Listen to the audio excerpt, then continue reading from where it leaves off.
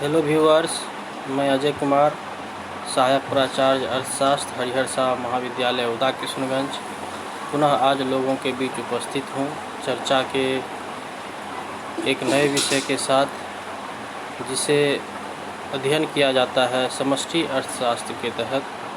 नाम है प्रतिष्ठित रोजगार सिद्धांत अर्थात क्लासिकल थ्योरी ऑफ एम्प्लॉयमेंट।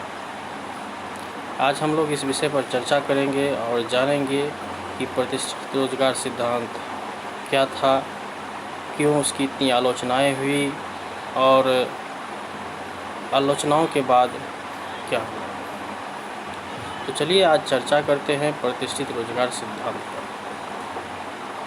तो सबसे पहले हम लोग ये जानना चाहेंगे कि प्रतिष्ठित रोजगार सिद्धांत किन लोगों के द्वारा प्रतिपादित किया गया या प्रतिष्ठित अर्थशास्त्रियों के श्रेणी में किन्हें किन्हें रखा जाता है। तो कहा जाता है कि डेविड रिकार्डो जो थे वो और उनसे पहले के जितने अर्थशास्त्री थे वो सारे प्रतिष्ठित अर्थशास्त्री कहलाए, क्लासिकल इकोनॉमिस्ट कहलाए। लेकिन हमारे केन्स महोदय ने, जिन्हें हम लोग लॉर्ड केन्स के नाम से भी जानते हैं, उन्होंने जे.एस. मिल और प्रोफेसर पीपू जैसे अर्थशास्त्रियों को भी प्रतिष्ठित अर्थशास्त्री की श्रेणी में रखा। बात यहीं पर ख़त्म नहीं हुई। आधुनिक अर्थशास्त्रियों ने प्रोफेसर केन्स को भी प्रतिष्ठित अर्थशास्त्री के श्रेणी में ही डालने का प्रयास किया, जो आधुनिक युग में सर्वमान्य नहीं है। केन्स को प्रतिष्ठित अर्थशास्त्री सभी लोग मानने को तैयार नहीं हैं। तो चलिए, जो भी हो, हम लोग देखते हैं कि प्रतिष्ठित अर्थशास्त्रियों का मत क्या था। उन लोगों के अनुसार अगर सरकार, निजी एकाधिकारी अथवा श्रम संघ द्वारा आर्थिक शक्तियों के निर्बाध ढंग से कार्य करने में किसी प्रकार की बाधा उत्पन्न न करे तो पूर्ण प्रतियोगिता की स्थिति में बेरोजगारी एक अस्थायी तथा असाधारण तत्व होती है, जो कुछ समय बाद अपने आप ही समाप्त हो जाती है। उन लोगों का कहना था कि अगर बाजार पूर्ण प्रतियोगिता की है तो सरकार या एकाधिकारी या श्रम संघ, जो कि हस्तक्षेप करने वाले अथॉरिटी होते हैं सामान्यतः, अगर वो लोग कोई हस्तक्षेप न करें बाजार अर्थतंत्र में, मैकेनिज़्म में, तो बेरोजगारी जो है वो एक अस्थायी चीज़ है और वो अपने आप समाप्त हो जाती है बाजार तंत्र के स्व समायोजन के कारण। ठीक है, मतलब राज्य या श्रम संघ और निजी एकाधिकारी, ये लोग अगर हस्तक्षेप न करें, इन लोगों के हस्तक्षेप की आवश्यकता इन लोगों ने नहीं मानी और इसी को लेसेस फेयर भी कहते हैं। चलिए आगे देखते हैं कि इनकी सिद्धांत की मान्यताएं क्या क्या थी प्रतिष्ठित रोजगार सिद्धांत की। तो सबसे पहले मान्यता ये है कि अर्थव्यवस्था को एक बंद अर्थव्यवस्था माना गया है, अर्थात वहाँ विदेशी व्यापार का कोई स्कोप नहीं होगा। दूसरा है अहस्तक्षेप। कौन हस्तक्षेप कर सकता है, तो पहले हम लोगों ने चर्चा किया। तो अहस्तक्षेप वहाँ लागू हो उस अर्थव्यवस्था में, और मुद्रा जो है केवल विनिमय का कार्य करे, लेन देन का कार्य करे और कोई उसका प्रभाव अर्थव्यवस्था पर न पड़े।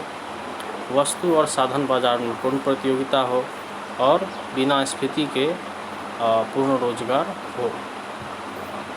ये प्रतिष्ठित रोजगार सिद्धांत की मान्यताएं थी।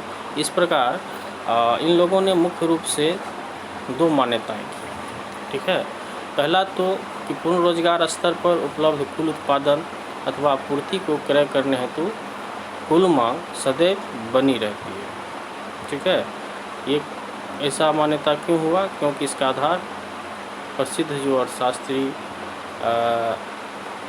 बैप्टिस्ट से थे, उनके बाज़ार नियम के कारण, उनके नियम को अपना लिया गया था उस समय, जिस कारण से ऐसी मान्यता की गई कि जितनी भी उत्पादन होता है वो अपना वो अपना मांग स्वयं जनरेट करता है, स्वयं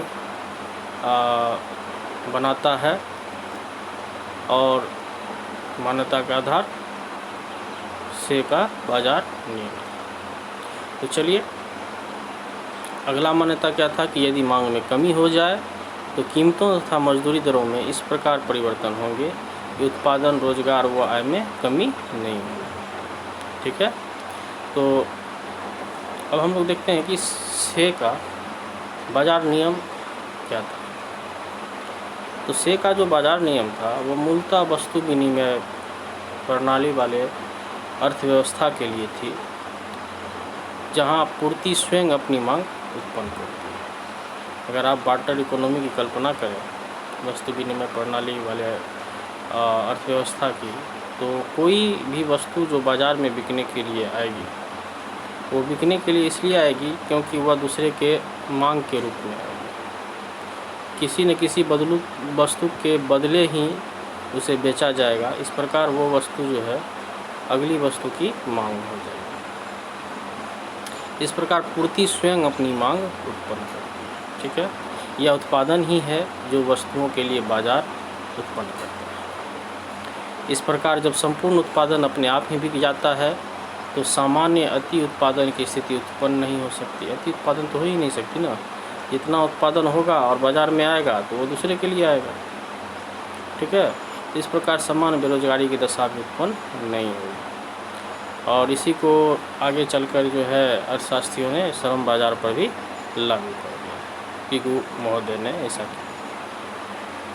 ठीक है, तो पूर्ण प्रतियोगिता की स्थिति में अर्थव्यवस्था की प्रवृत्ति श्रम बाजार में पूर्ण रोजगार लाने की होती है।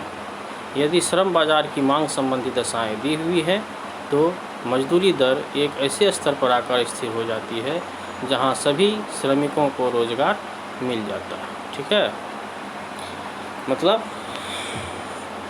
इनका कहना था कि अगर मांग संबंधी दशाएं दी हुई है तो मजदूरी का स्तर वहाँ पर निर्धारित होगा जहाँ सभी श्रमिकों को रोजगार मिल जाएगा, अर्थात वो पूर्ण रोजगार की स्थिति होगी। उस मजदूरी स्तर पर जो लोग कार्य कर रहे होंगे वही लोग कार्य कर रहे होंगे जो कार्य करना चाहते हैं, और जो कार्य नहीं कर रहे होंगे उन्हें ऐच्छिक बेरोजगार कहा जाएगा, पिगू महोदय के अनुसार। इसी समय कुछ बेरोजगारी दिखाई पड़ती है, वह या तो मांग की दशाओं में परिवर्तन के कारण अथवा श्रम बाजार की अपूर्णता के कारण उत्पन्न होती है। पिगू के अनुसार सभी प्रकार की बेरोजगारी अस्थायी बेरोजगारी होती है। अनैच्छिक बेरोजगारी का तो प्रश्न ही नहीं उठता, जिसे दूर करने के लिए केवल मजदूरी दर में परिवर्तन लाना होता है, राज्य के हस्तक्षेप की आवश्यकता नहीं। पिगू महोदय के अनुसार जब हम प्रचलित मजदूरी दर में कमी करते हैं तो रोजगार की मात्रा बढ़ जाती है। कैसे बढ़ती है? उन्होंने एक सूत्र दिया, चलिए आगे देखते हैं। वो सूत्र है N=QI/W, जहाँ N जो है रोजगार को दर्शा रहा है, Q राष्ट्रीय आय के भाग को दर्शाता है जो मजदूरी पर व्यय हो रहा है, Y राष्ट्रीय आय है, और W जो है मजदूरी की दर है। तो चूँकि यहाँ W हर में लिया गया है तो W को हम लोग जितना घटाएंगे N जो है उतना बढ़ेगा। ठीक है, तो वही चीज़ इन्होंने भी कहा कि पिगू के अनुसार W को घटाकर N को बढ़ाया जा सकता है, और W में स्वतः ही इस प्रकार का समायोजन होता है। वो कैसे होता है? तो बाजार तंत्र से होता है। इस प्रकार अगर कहीं बेरोजगारी है तो उसका एकमात्र कारण मजदूरी का ऊंचा होना है, ऐसा पिगू महोदय ने बताया। चलिए अब देखते हैं कि मजदूरी दर और रोजगार। अब हम लोगों ने तो समझ लिया कि मजदूरी दर क्या निर्धारित होगी, मांग और पूर्ति की शक्ति जो है मजदूरी दर निर्धारित कर देगी। तो अब वहाँ पे उत्पादन कैसे निर्धारित होगा? तो यही कहते हैं कि इस सिद्धांत के अनुसार राष्ट्रीय आय तथा रोजगार श्रम की मांग एवं पूर्ति पर निर्भर करती है। तो श्रम की मांग और पूर्ति जो है वही रोजगार भी निर्धारित करेगी और राष्ट्रीय आय भी निर्धारित करेगी और राष्ट्रीय उत्पादन भी निर्धारित करेगी। इसके लिए इन्होंने बताया कि राष्ट्रीय आय अर्थात या कुल उत्पादन अर्थात वाई जो है के और एन का फंक्शन है। वाई इज फंक्शन ऑफ के एंड एन। यहाँ के जो है पूंजी है और एन श्रम है। इस प्रकार अल्पकाल में तो हम लोग पूंजी को इन लोगों ने स्थिर मान लिया, जो अल्पकाल में हम लोग पूंजी की मात्रा हम लोग नहीं बढ़ा सकते, और इस प्रकार उन लोगों ने राष्ट्रीय उत्पादन या आय का सीधा संबंध रोजगार से अर्थात श्रम से दर्शाया। ठीक है। उनका कहना था कि विवेकशील उत्पादक श्रम की मांग उस सीमा तक करेंगे जहां मजदूरी दरें श्रम की सीमांत उत्पादकता के बराबर है। इस प्रकार मजदूरी में कमी श्रम की मांग बढ़ाएगी। दूसरी ओर ऊंची मजदूरी पर श्रम की पूर्ति अधिक व कम मजदूरी पर कम होगी। तो जितनी अधिक मजदूरी होगी उतनी अधिक मजदूरों की पूर्ति होगी। जितनी कम मजदूरी होगी मजदूर अपनी पूर्ति घटा लेंगे। लेकिन मांग पक्ष में क्या होगा? उत्पादक जो है एक विवेकशील उत्पादक वहीं तक मांग करेगा जहां तक कि उस मजदूर की सीमांत उत्पादकता के बराबर उसका उत्पादन मजदूरी दर जो है उस मजदूर के सीमांत उत्पादकता के बराबर नहीं हो जाता। एक विवेकशील उत्पादक वहीं तक उस मजदूरों की मांग करेगा। ठीक है। अब कहते हैं कि श्रम की वास्तविक मजदूरी दर तथा संतुलित रोजगार का निर्धारण मांग पूर्ति की शक्ति करती है। संतुलन पर वे लोग कार्य करेंगे जो कार्य करना चाहते हैं, अन्यथा वे ऐच्छिक बेरोजगार कहे जाएंगे। पहले भी मैंने बताया। अब चलिए देखते हैं कि हम लोग ग्राफ के माध्यम से कैसे इसको समझ सकते हैं। तो इसके लिए मैंने एक वीडियो यहाँ डाला है, देखें इसे ध्यान से। चलिए देखते हैं कि प्रतिष्ठित रोजगार सिद्धांत को हम लोग ग्राफ में कैसे व्यक्त कर सकते हैं। तो सबसे पहले जो है हम लोग जो ग्राफ खींचेंगे तो सबसे पहले ये हमारा ग्राफ हुआ।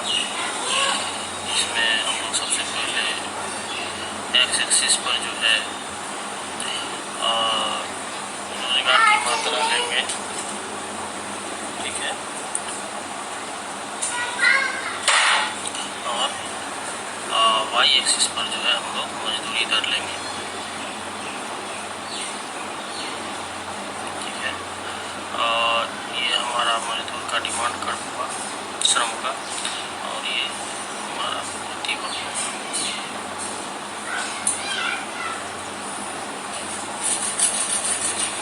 ये हमारा इक्विलिब्रियम पॉइंट हुआ एज पर क्लासिकल थ्योरी। और ये रोजगार की मात्रा निर्धारित होगी और ये मजदूरी दर निर्धारित होगी। इस मजदूरी दर पर जो लोग कार्य करना चाहेंगे ये रोजगार में कहा जाएगा, और जो नहीं करना चाहेंगे उसे क्या कहा जाएगा? ऐच्छिक बेरोजगार कहा जाएगा। ठीक है। अनैच्छिक नहीं है, ऐच्छिक और हम पसंद कहे जाएंगे। तो हम लोग देखेंगे इस रोजगार स्तर पर, ठीक है, उत्पादन की मात्रा क्या हो। ठीक है। तो ये हमने एक्स एक्सिस पर रोजगार लिया और वाई एक्सिस पर जो है हम ये लेते हैं उत्पादन। जानते हैं इस सिद्धांत के अनुसार उत्पादन जो है क्या है? Function of capital and implement. ठीक है। इस प्रकार देखते हैं कि संतुलन में इस रोजगार स्तर पर अर्थव्यवस्था में वाई के बराबर उत्पादन होगा। ठीक है। इस प्रकार उम्मीद करता हूँ कि इस प्रतिष्ठित तो आप लोगों ने देखा कि किस प्रकार हम लोग प्रतिष्ठित सिद्धांत, रोजगार सिद्धांत की अभिव्यक्ति हम लोग ग्राफ में कर सकते हैं। तो आगे चलिए हम लोग देखते हैं इस सिद्धांत की आलोचनाएं किस प्रकार हुई, किसने की। तो आलोचनाएं जो हैं लॉर्ड केन्स ने आगे चलकर किया और कटु आलोचना किया। उन्होंने आलोचना के साथ साथ अपना रोजगार सिद्धांत भी दिया, जो आगे बहुत प्रचलित हुआ, फेमस हुआ। तो क्या क्या आलोचनाएं की उन्होंने? तो उन्होंने सबसे पहले तो से के बाजार नियम को अस्वीकार कर दिया, ठीक है। और उन्होंने यह भी अस्वीकार कर दिया कि पूर्ति और मांग अपने आप समायोजित हो सकते हैं, वो भी बिना राज्य के हस्तक्षेप के बिना।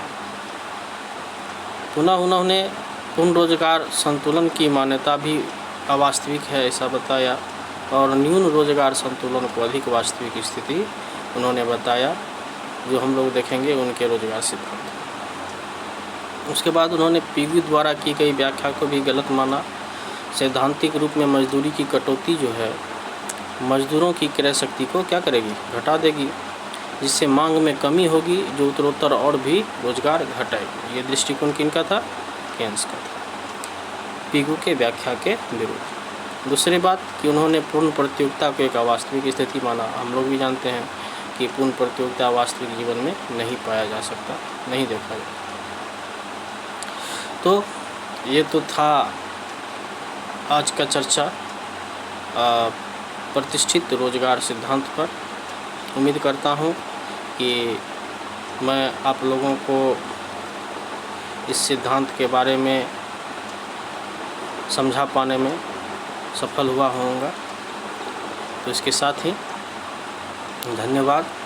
मिलेंगे पुनः अगले वीडियो में, तब तक के लिए इजाज़त दीजिए।